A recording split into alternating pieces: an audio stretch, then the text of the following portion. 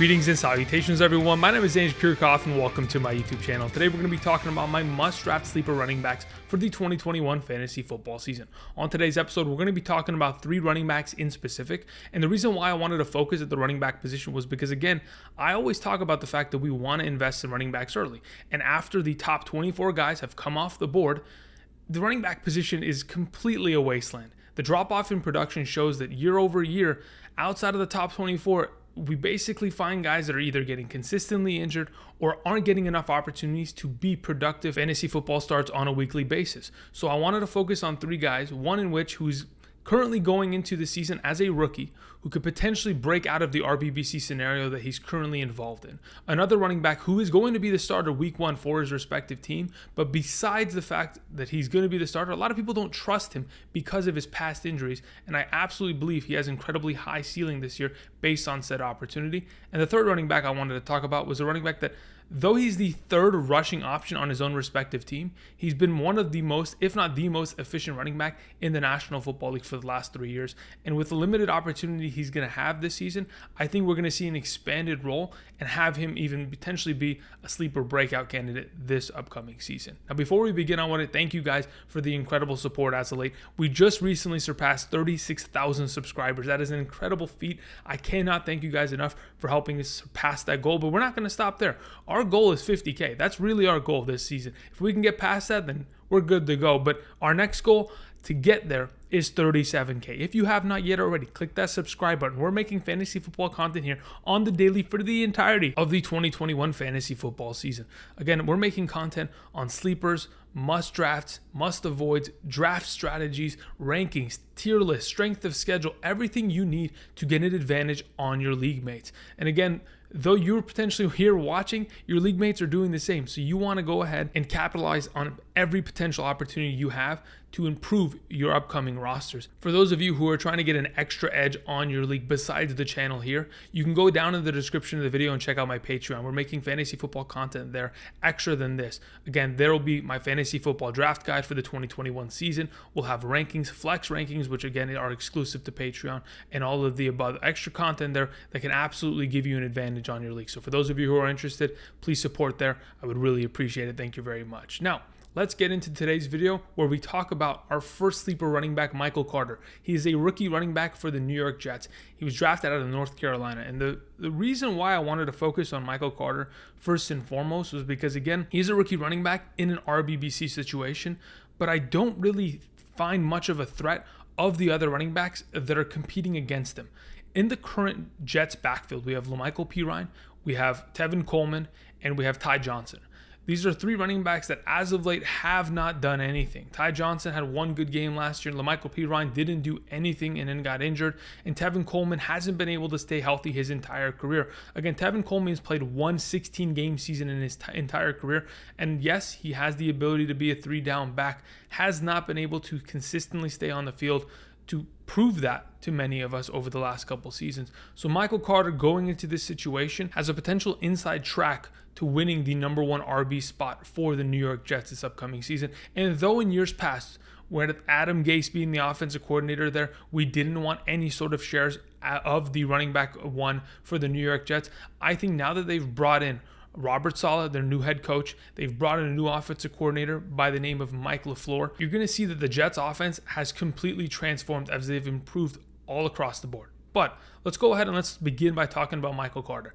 Again, he's coming out of North Carolina. Last season, on 181 total touches, that's receptions and rushing attempts combined, he produced 1,501 total yards and 11 touchdowns. This is all while splitting snaps with Javonte Williams. Javonte Williams, guys, is the running back that was drafted to the Denver Broncos. They both had identical stats, but where Michael Carter really started to take over is his overall productivity when given those opportunities. Last season, Michael Carter had 702 rushing yards after contact, which was 7th in the NCAA, 47 missed tackles forced, which was 8th in the NCAA, 7.9 yards per carry, which was number 1, 4.5 yards after contact per attempt, which was 7th, and 41 explosive plays, which is 15 plus rushing yards, which was 3rd in the NCAA last year. On top of that, in his career at North Carolina, the guy garnered 100 plus targets.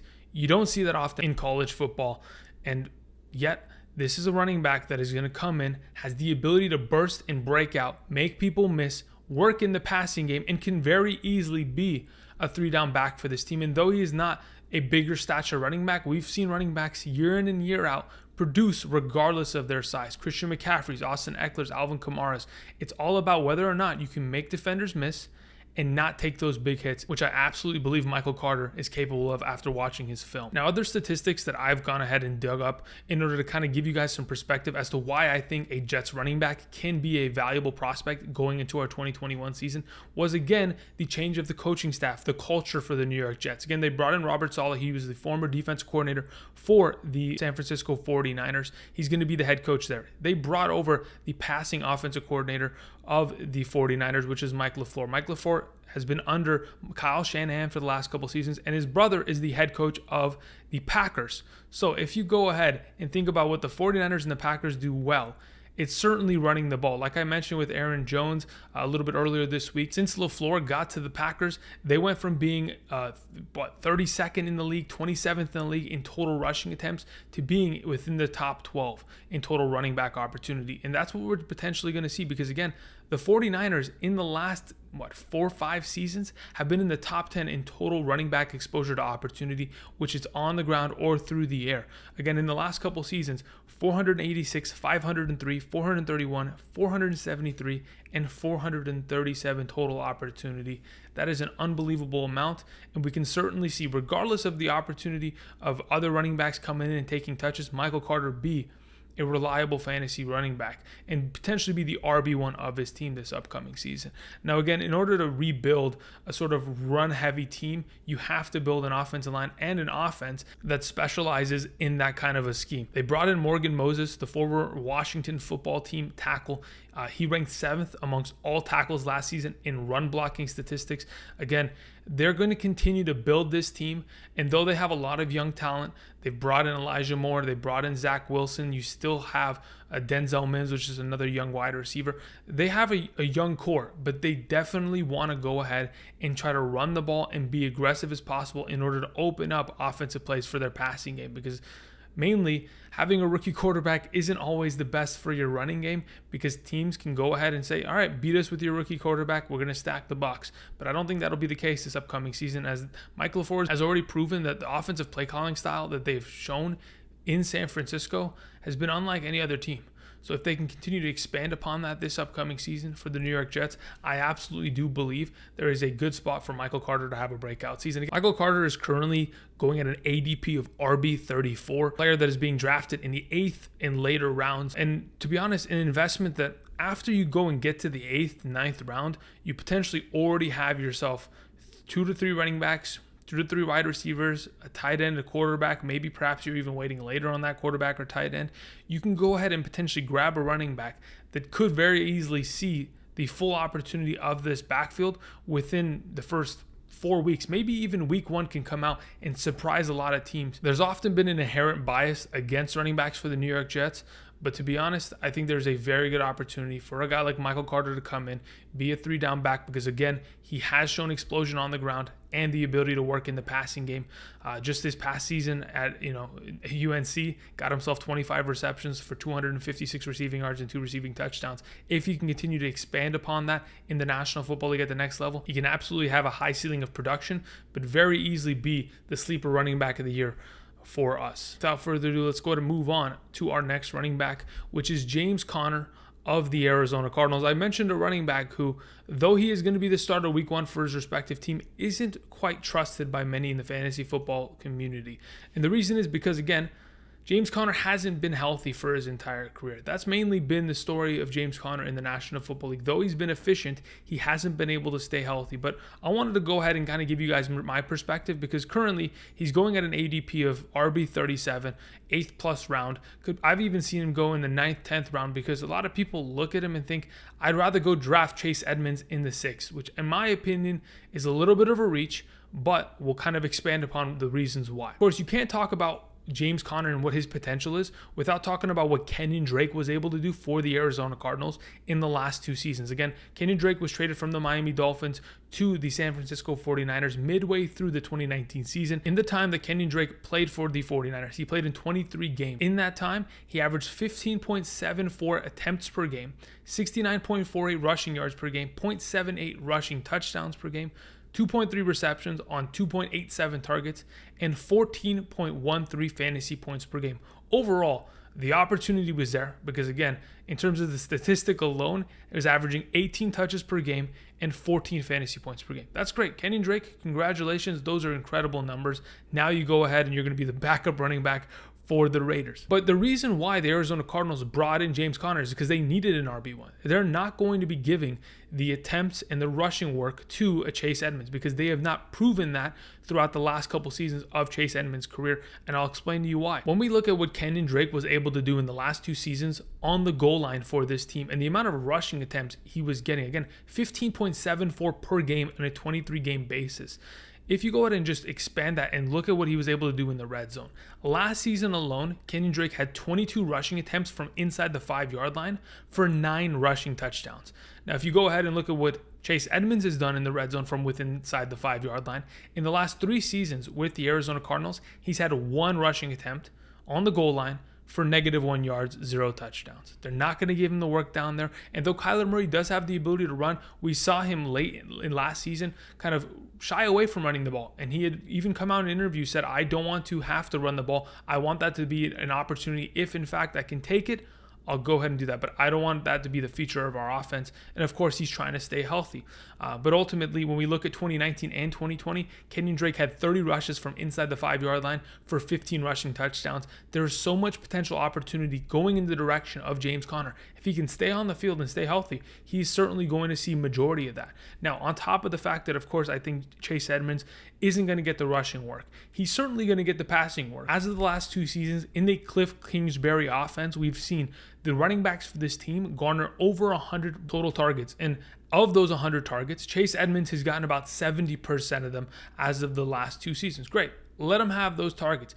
If in fact James Conner can get any cut of that, which is 30 potential targets this upcoming season, it's only going to expand on his role in this offense. And he's proven with the Pittsburgh Steelers in his career, he can certainly be a receiving back. When we look back at the 2018 season with the Pittsburgh Steelers, James Conner proved to many of us that he can very easily be a 3-down back. He wasn't only able to take the workload that Le'Veon Bell was getting on the ground, but he took all of the receiving work and absolutely delivered on it. So why not? If there's an extra 30 targets that are going to come in his direction, if not more, potentially, that's an absolute plus for James Conner. Now, James Conner in his short career thus far has already proven that he's going to be a great running back, but we're looking for him to produce on the ground here. We're looking for rushing touchdowns and rushing yards.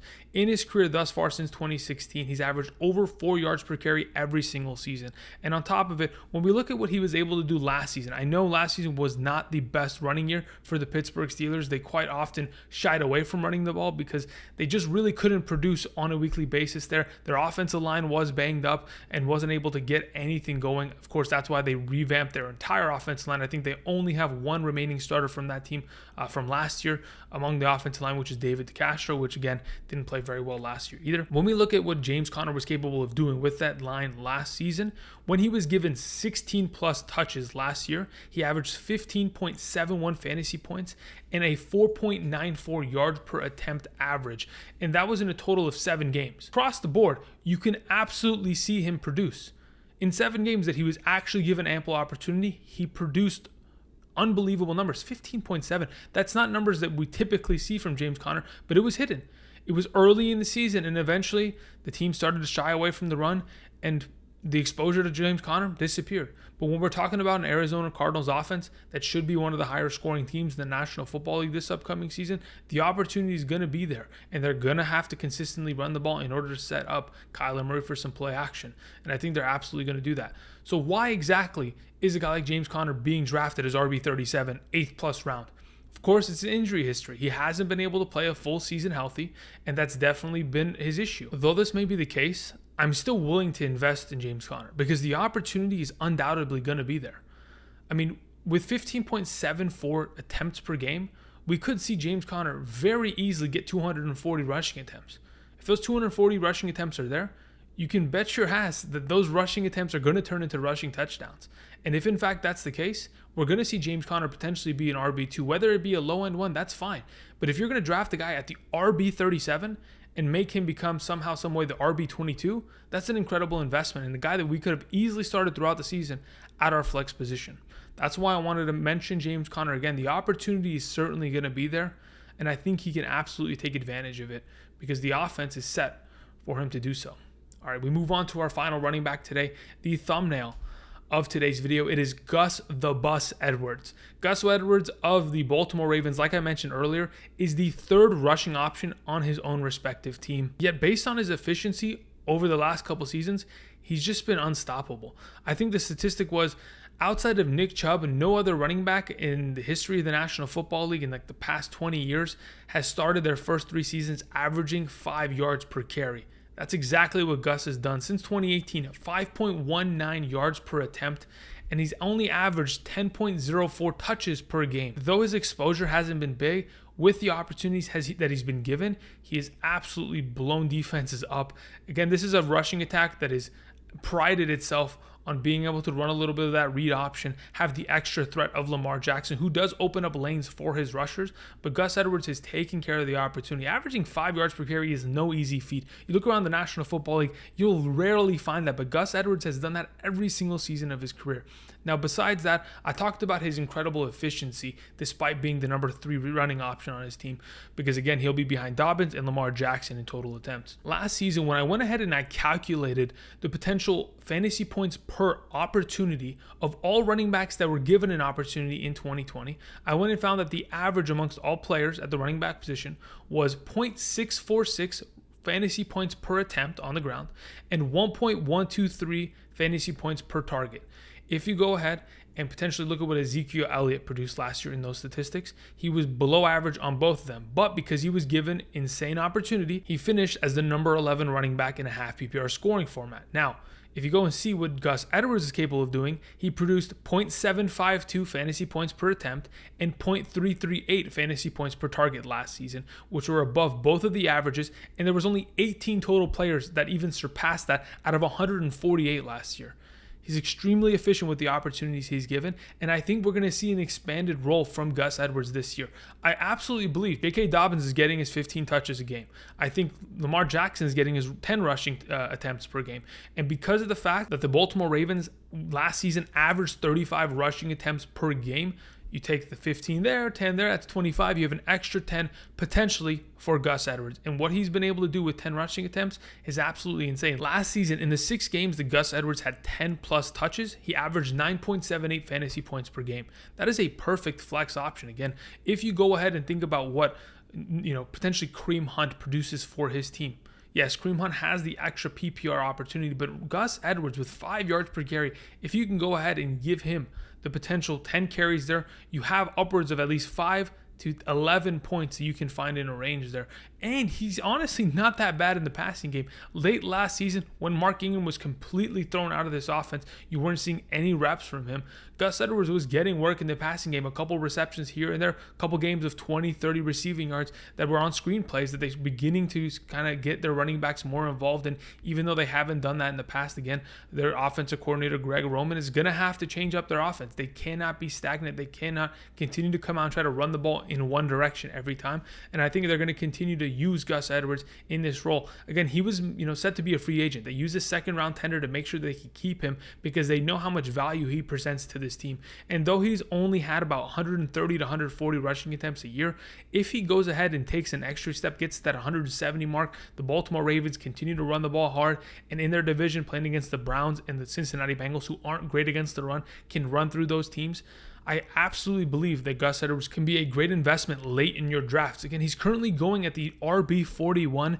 That's 10th plus round. That's double-digit rounds. 10th round, 11th round, 12th round, I've seen him. He's almost being drafted as a handcuff to J.K. Dobbins. And I understand the perspective there, but is he really a handcuff? I don't think he is. I really think he has the opportunity of being an RB3, if not better, be a flex option for your offense, where if in fact in fantasy you need a specific guy to fly in there and put him in the flex position on a given week, especially in a good matchup. If you go ahead and you play the Baltimore Ravens against a team that is like the Detroit Lions, the Las Vegas Raiders, the Kansas City Chiefs, which again, those are their first 3 games of this upcoming season, you could end up seeing this team running the ball heavily in the second half. In order to do so, you need to have a rotation. They'll bring in Gus Edwards. They'll pound the rock. And I think they're going to find a lot of success. Since 2018, when Lamar Jackson took over this offense, the Baltimore Ravens have had the 8th most total rushing attempts. So if in fact they just continue to pound the rock, of course, their offense will be expanded with more wide receivers there. It'll clear out the box. They're not going to have as many defenders,